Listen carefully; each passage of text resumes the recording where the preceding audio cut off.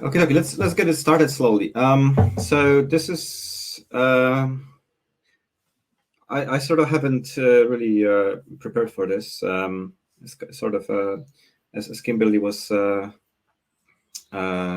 sort of asking for ideas. This kind of came to mind last moment. It's not going to be a talk or anything. It's more kind of in a discussion theme. And it's probably going to be super chaotic, like me. And let's take it whatever way it goes. So, let me talk a bit about divide and conquer, which I pronounce conquer as well. So, divide and conquer is this principle which I think some of the people who come from computer science background might associate with a certain type of algorithms, and it's this principle that I think it's principle used in quicksort algorithm. Probably, I don't even remember that. I don't do algorithms as much these days, but basically, it's the idea that you take a problem when you try to sort your collection, you split it by half, and then you split it by half, and then you split it by half, and so on, until you have a small chunk, and it's very easy to sort it, and then you kind of keep reassembling it. So it's a recursive algorithm. I'm not going to explain it. I'm just kind of mentioning in case this sort of connects with anyone.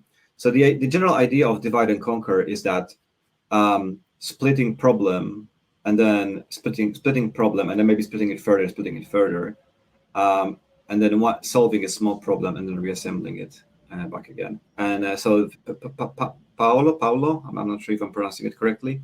So this came up during the previous session in terms of what are the most useful, some of the most useful tech skills you may have, and I personally believe for me this is one of the most important. And it interests me because you can see it everywhere. You can see it in debugging. You can see it in solving coding tasks, even like business tasks. When you want to solve a difficult business task, you often it's quite difficult to kind of digest it, and so you want to kind of split it into smaller, solvable problems. So it's actually a very useful technique as a general technique in any sort of not only technical setting. So what I found, so that's a bit about like what divide and conquer. What divide and conquer is, you could call it splitting a problem. Divide and conquer basically means dividing a problem into small, solvable chunks, and then reassembling it. So you could call it splitting a problem technique. So that's a bit in terms of kind of general introduction and explaining what it is. Now there's two ways we could talk about it, and I invite people to kind of jump in and share their own thoughts or share their thoughts on chat. There's two ways to approach this. So to me, it is of interest. So it is of me to interest from perspective of experience. So I've been in IT for quite a few years, and I still learn a lot about how to split problems. So when I see a new problem, how do I split it? So it's interested to me, like, what can I learn in this space? And I can see myself grow every year. I discover something new about splitting problems. And there's also another way what I'm interested in is how to teach other people this technique better, because that's also what I often see is that it can be, I mean, it's challenging to me, and it's very challenging to other people, especially at the beginning of their journey. So what I, for example, noticed in the interviews, and I think that kind of resonates what Paolo was saying in earlier session, is that people at the beginning of their journey, a lot of junior people, when confronted with the problem, they kind of get paralyzed because they try to solve the problem. They kind of try to, it's sort of like the bite is, what's the English saying? They try to take it too big of a bite. They try to eat the whole problem in a sense at once. Whereas you really need to cut it up and eat it in chunks. So yeah, I'll just kind of one thing that comes to mind. I'll just kind of keep rambling and feel free to cut in. One thing that comes to me is TDD. I remember the first time I started learning TDD in university. Sorry. I thought that TDD, stands for test-driven development, which is the technique in coding where you write tests, write your unit test first, and then you write code to make sure that this unit test is successful. Thank you, Jonathan. That this test is successful, rather than writing code first and then writing a unit test that verifies the outcome of your code. So when I first learned this technique at school, we had to write HTML parser. So I was writing a simple HTML parser in TDD. And I remember what I did is I wrote a test, and then for 2 days I was trying to make this test pass, and that was my attempt at TDD. And I don't know whether it occurred to me then and there, or possibly year or many years later, it occurred to me that the key in TDD was not to write the test first. And the code like the idea was not that the test comes first and code comes later. That's not the essence, but the essence is that you basically the test is supposed to guide you as to what is the small feature that you would like to implement. So in a way, the TDD I was trying to do back then was difficult because it was against the principle. Because the essence of the TDD is actually combined with divide and conquer. In order to do TDD properly, you have to be able to, you need to split your problems in a smaller chunk, because only then you can write test, write implementation, write test, write implementation. Otherwise, just write test, then you write a lot of implementation. But actually what's happening, your test is probably too high level. And so you've written a lot of implementation that actually goes beyond what your test was assuming. And actually you're devolving this technique into writing code first and test second. It just kind of looks like you're doing this the right way around. So for me, that was a pretty big discovery, one of the biggest discoveries in my journey. That TDD is a useful technique during your career, but it's actually very useful. For me, it was very useful educational technique that taught me, how to split the problems, right? Because I know that if I feel like TDD is pleasurable, that's not the right word, pleasant. If I feel like TDD is a pleasant experience to me, it means I'm doing it right. It means I'm splitting the problem right. If it feels like TDD is not pleasant, if I'm writing a test and just thinking for a long time, it means I've probably misunderstood something about the splitting a problem. So I have not applied the divide and conquer properly. And then even when I don't use TDD every day at work, like my brain is wired that way. So kind of in my head, I can write the test. I can kind of write the test, so sort of split the problem automatically without even thinking about what the test would be. So that was kind of a very useful technique. So any sort of input from the people is how does so Jonathan is asking a question: how does the development cycle help hinder TDD? That's an interesting question. Okay, so two very good questions. So first question from Jonathan: how does the development cycle help hinder TDD? For me, I like to add "for me" at the end of every question. Because I feel like it's a lot of things are very personal, and in software they might not necessarily relate to other people the same way. I think there's two types of situations for me that are difficult with TDD. One is the integration framework level code. So for code that involves a lot of orchestration. So for example, what would be a good example?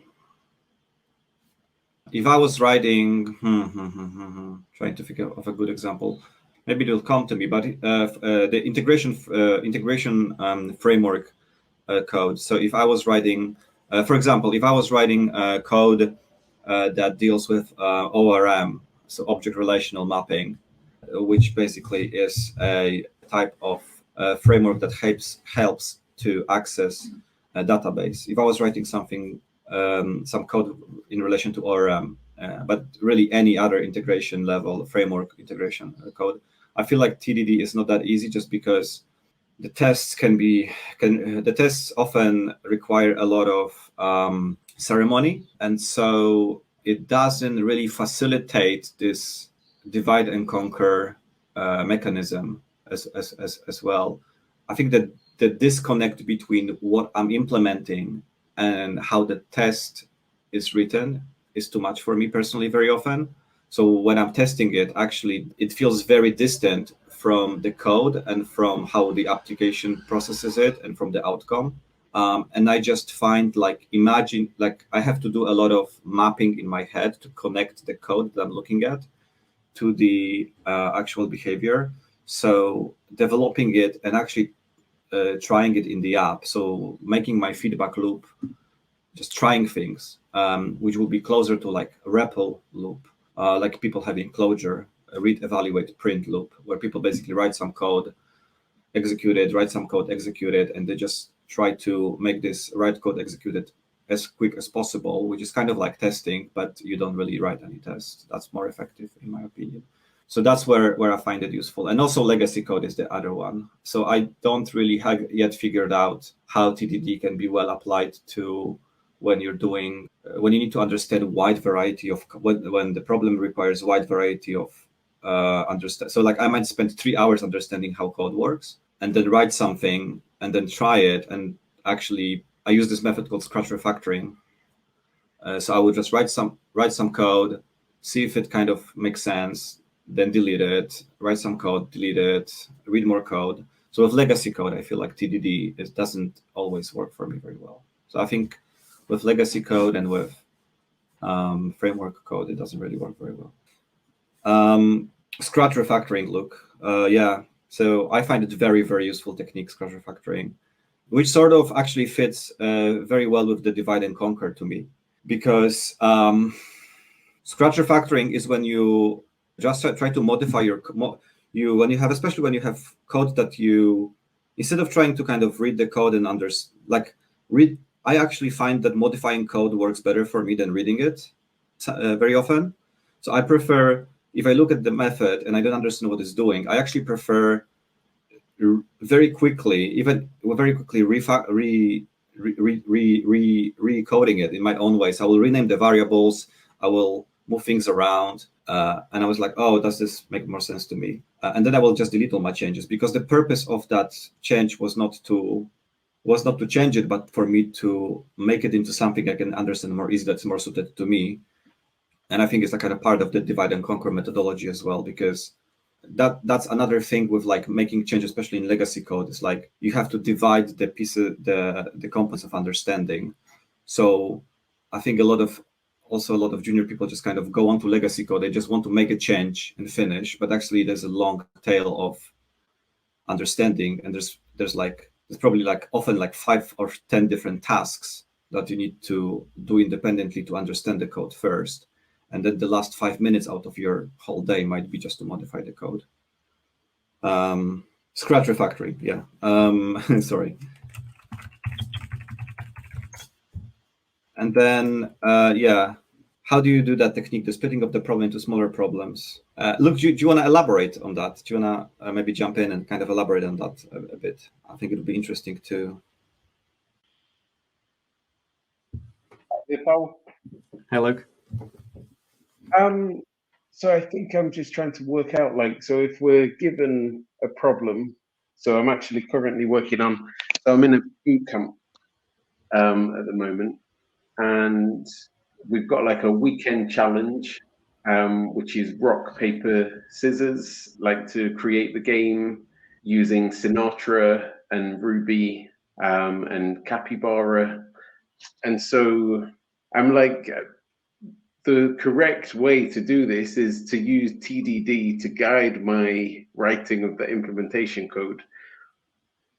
But to be honest, I'm not doing that. I'm looking online at other people's way, their approach to solving the problem. I'm looking at their code to work out what they're doing.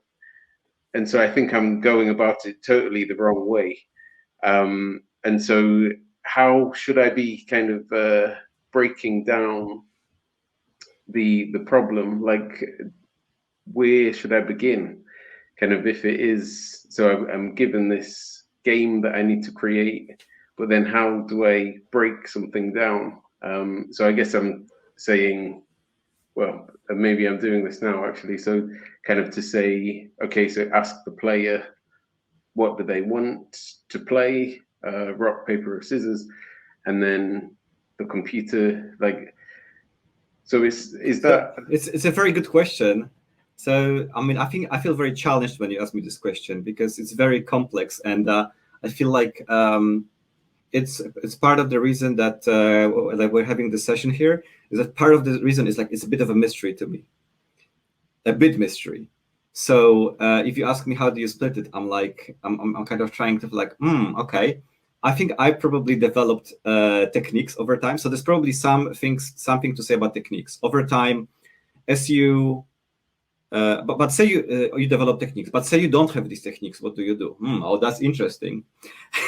Because I remember being in these situations, like I mentioned earlier, writing this HTML parser and thinking, I have no clue. There's some way to do it, but I don't know what it is. Can somebody tell me what is that magic thing I'm supposed to do? Because I'm just hitting my head against the wall. So that's an interesting question. I mean, one way to I'm kind of curious what other people think as well. But one answer to me would be there's a set of techniques, and that's interesting because to know these techniques, where do you find those techniques now? Okay, that's interesting. I don't know. I'm curious if there's a book about those techniques. That would be really nice. Working with if you managed to pair up with a senior engineer that knows TDD and ask them about techniques, that would help. So I think I mentioned earlier there's a meetamentor.com. I'm a mentor there, and they connect you to a person. You can either chat with them on a chat, or you can actually like call them and have like a Zoom conference, or maybe they can help you out coding. So I think that's one way. There's a lot of I think there might be a lot of I think there might be a fair bit of these days. There might be a fair bit of online what's it called, like code like TDD playthroughs. So if you search YouTube for like TDD, people will show you, okay, this is the problem and this is how I'm solving it. And I'm guessing if you watch a few, you kind of like see, okay, you'll find a pattern. I think an important thing in learning, an important thing in software as well, is to learn like recognize patterns. I think that's probably like another very big thing, learning to recognize patterns. Because when you see somebody doing something first thing, second time, third time, once you start recognizing patterns, you can like learn from those. Okay, like, oh, that's what they're doing. Oh, they're always doing this. Oh, they're always doing that. And then you're like, oh, it doesn't matter what problem they're solving. They're always doing this thing. So I think I'm kind of curious. I mean, if Jonathan or I know Jonathan is quite experienced here. I know Pawel unfortunately disappeared. I'm kind of curious what other people think, because my only answer here that I know of at this point would be to work with more experienced people and try to extract those knowledge from them. That's what I would say. And now specifically to your answer, just to kind of satisfy your curiosity, with this specific problem, I found that, so what's one of the techniques I found useful? Say you have a big app and it's a backend database, some website, is there a website there? Yeah, there's a website, there's a database. So one thing is like, what if there wasn't something? What if there was no website? What could I remove here? What if there was no website? Oh, okay. If there's no website, maybe I take input from the console and put input on the console. Yes. Yeah. Okay. What if there was no console? Oh, that's interesting. Okay. Maybe I could just write some code in the test, put some input as code, and take this output as code. So there's no console, there's no input from the user. I'm just shoving things in myself. And there's like, okay, what else can I remove from this whole thing? I go, okay, that's probably, is there a parsing? Oh, okay. Maybe I'm doing some parsing. Maybe just can remove the parsing, assume that the objects are already aligned the way I want them. So that would be one technique. So one technique here in divide and conquer would be, kind of look at the problems like how I can make it more primitive, how I can make those assumptions about things. And then once you have this core, you're like, okay, unfortunately, the world is such that it is, the word is, what's the word? The word is cruel. Now I have to add those assumptions back. So now I have to add parsing. Now I have to add the website. Now I have to add other things. So it's kind of like peeling an onion. You're kind of trying to remove things. And I think as you get more experience, you learn, okay, how do I ask those questions about what to remove, and how do I find the answers to remove? I think that's really useful. Yeah, like take it back to the very basic.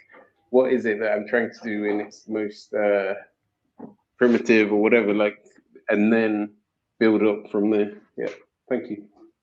Thank you.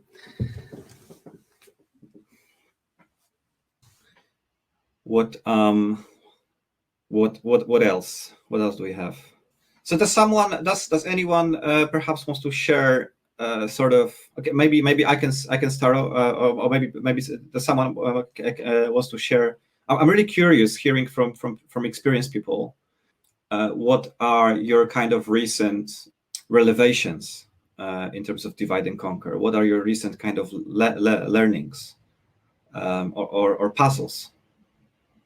What was the last software thing you had to divide and conquer? Oh, wow, that's interesting. I don't know if I remember. It's actually quite interesting. So last thing I was building a, so that's actually a very good question. Thank you, Jonathan.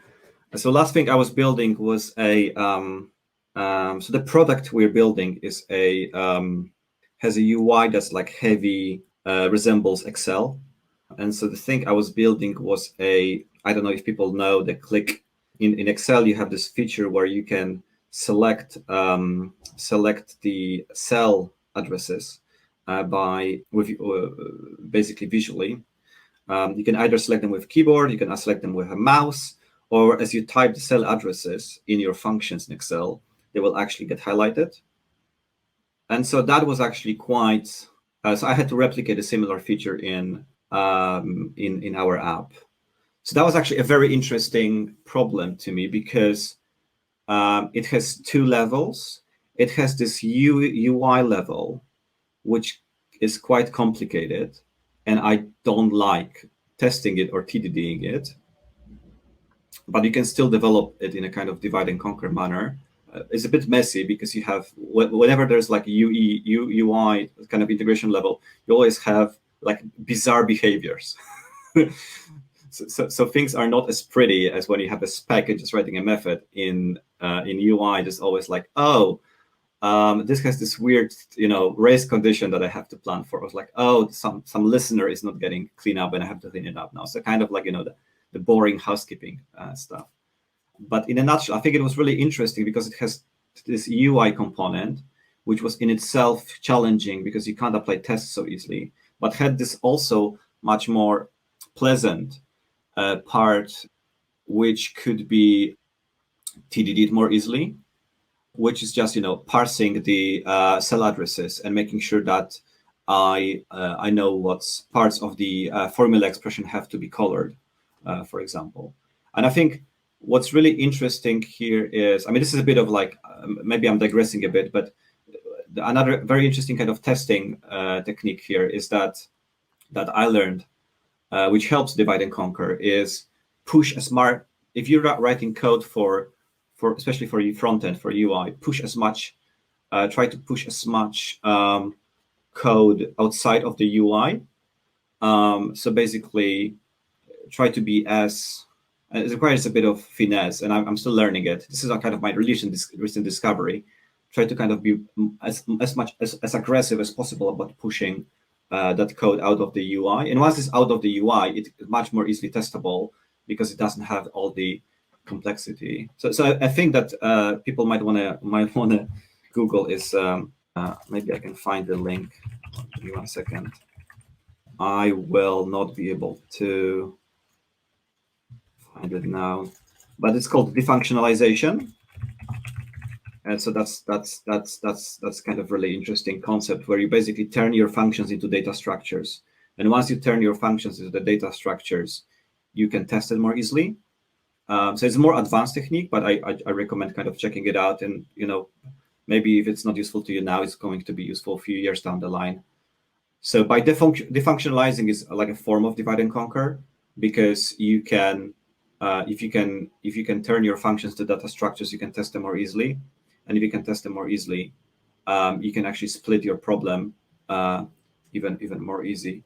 The reason I really like this problem from the kind of divide and conquer approach is because once you kind of put the UI bits on the side, it's very pleasant. It's like if I look at this behavior of formula, I can say, okay, how is the input performed by a keyboard, by a mouse, or by user typing the formula into input? Okay, so you have already a nice split. Then if you say by mouse, then another dimension you can split it is, I have cell addresses in Excel. You have fixed and relative cell addresses. You have cell range addresses. So if I select multiple cells, that's a cell range. If I select a single one, that's a cell address. So that's another dimension you can divide it. And then you can say, okay, what if my function has only one? If I selected only one thing, what if I selected multiple things? And then you can start kind of exploring all these corner cases into, okay, what if the user edited the thing, then exited, then edited it opened it for the next time, and edited it again. So it was kind of very nice from the divide and conquer. Being able to I think what's really useful is play around. The way I approached it, I didn't really make a list, but you could make a list, and kind of that's what it worked out like in my head. Is you play around with it, and then you're like, okay, this is the number. These are the things that could be enumerated. Input. These are the things that could be enumerated. And once you have all this list, you can just say, okay, what's the easiest one to do? And then okay, let's just write a test for that. What's another one? Okay, let's just write a test on that. And every other step, I think you have to remind yourself of okay, let it be the most primitive thing. And if you think oh, what about this exception? You just kind of take a note of it and come back to it. Because I think there's often this urge of oh, there's this one small exception. I'll just code for it now. And then you're 1 hour later, you're just chasing a rabbit hole. Yeah, that would be the last software thing I had to divide and conquer. Jonathan, do you mind sharing yourself what was the last software thing you had to divide and conquer, or am I kind of putting you on a spot?